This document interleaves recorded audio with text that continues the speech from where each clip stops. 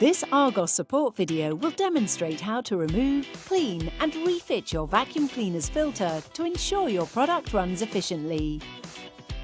Not cleaning the filter frequently is often the cause of problems with your machine. Firstly, ensure the product is unplugged. Release the dirt container. Then detach the filters.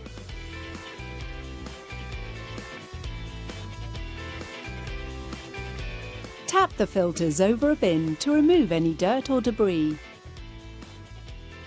Wash the filters under running water, remove any excess, and leave to dry for at least 24 hours. Ensure the filters are completely dry before refitting into the vacuum cleaner. Finally, reassemble. The filters can be put back into position. Following these simple steps on a monthly basis will help to prolong the life of your machine. For further assistance, please contact argos-support.co.uk.